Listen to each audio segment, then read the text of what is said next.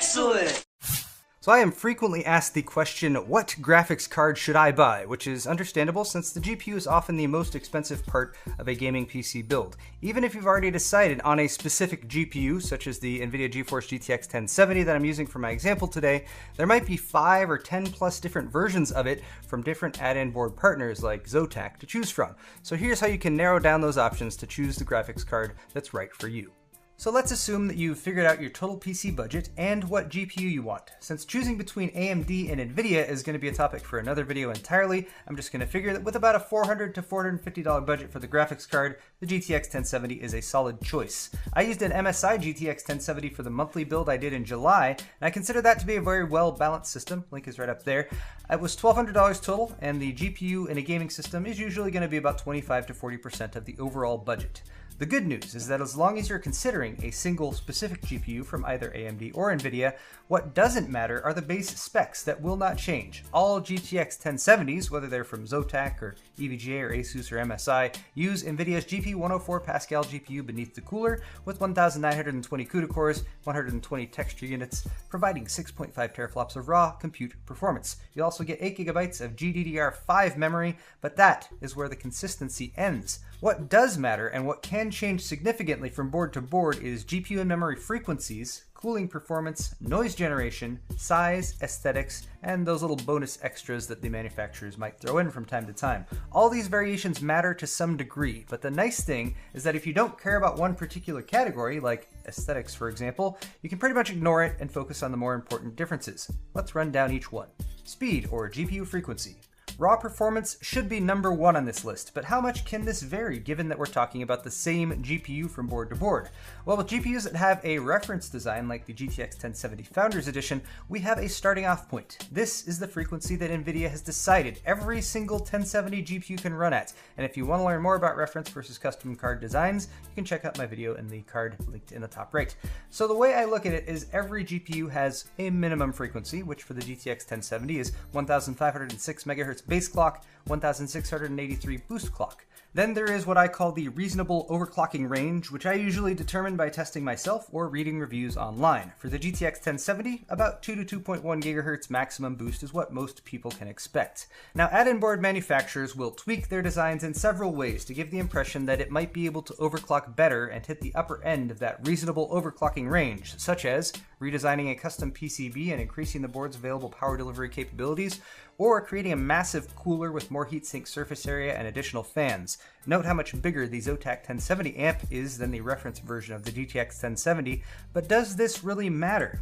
Well, it can keep your temps down, it could also mean that your card runs quieter, but if you're looking for more raw performance, you're gonna have to spend more on a binned GPU. Binning is just sorting, and when an add-in board partner gets a batch of GPUs from NVIDIA, it's common practice to test each one first before plopping it onto a graphics card PCB to determine what is known as ASIC quality.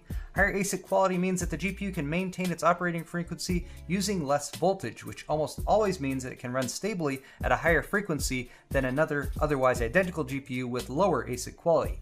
The upshot is that unless you're buying a binned GPU, which are usually flagship products with special names like EVGA Classified or Kingpin or MSI Lightning, you're gonna get the normal GPU leftovers that remain after all the highest ASIC quality chips have been set aside.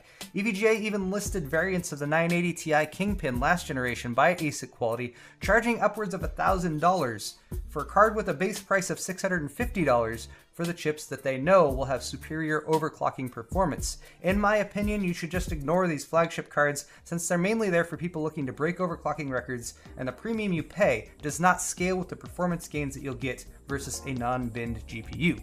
Any GPU frequency over those reference base clock numbers mentioned earlier is technically overclocking though, and you should decide if you want to overclock your GPU right up front. Most add-in board manufacturers have software to let you overclock. Zotac's is called Firestorm. By simply adding a 200 MHz positive offset to the GPU clock on this card, I was able to overclock to about a 2 GHz boost clock, and it actually ran at 2050 to 2075 MHz during testing. This is a good overclock, but also nothing special compared to other GTX 1070s that I've tried, including the lowly Founders Edition.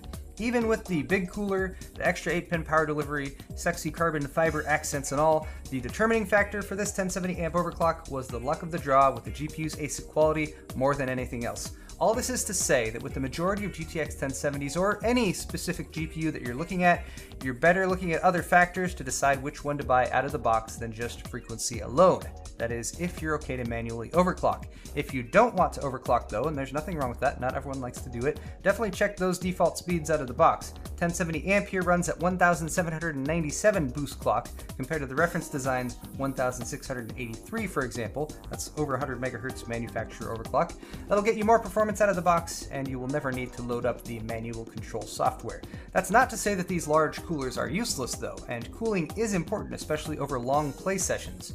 If your GTX 1070 gets hotter than 83 degrees Celsius, it will reduce the operating frequency, which will also reduce performance. So fortunately, this big cooler never allowed my GPU to get above 72 degrees Celsius. Also, that cooling efficiency means that the fans don't need to work as hard. Under max load, the Zotac 1070 amp never had to push the fans beyond 40% speed to keep the temperatures under control, so the card was basically silent unless I put my ear right up next to it, and a silent running card is a very desirable selling point. Also, when it's not using any of the power, it doesn't even spin the fans up, so that's nice too.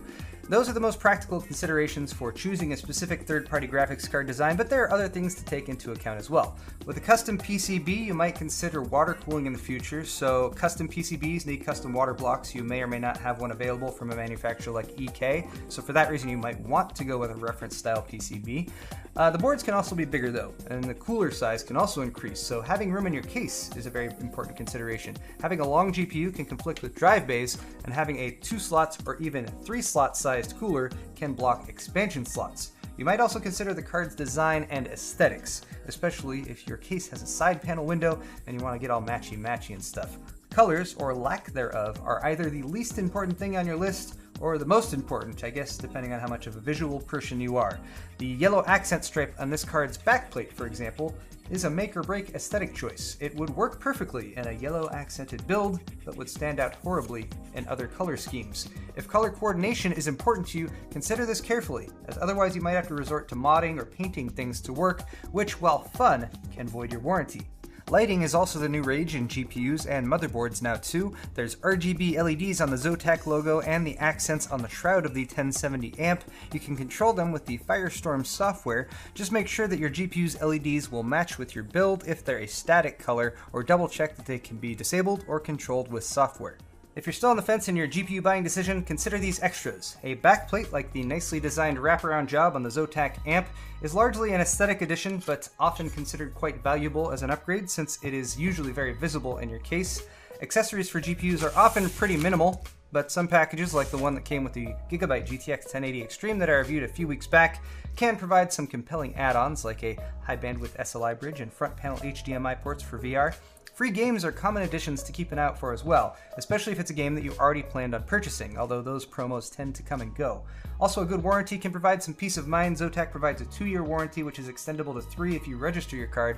And finally, mail-in rebates can help save on pricing, as long as you remember to mail them in, of course. So what graphics card is right for you? Well, that depends on you, your budget, your build, and your personal taste. But as long as you don't mind the yellow, I think Zotac has built a very nice GTX 1070 in their amp edition right here. So check the description down below for a link to this card on Amazon. It's got current pricing if you're interested, or use what you've just learned in this video to make your own choice. There's also a link to the Paul's Hardware store down there where you can buy shirts. While you're at it, hit the like button and get subscribed if you enjoyed this video. Thank you for watching, and I'll see you next time.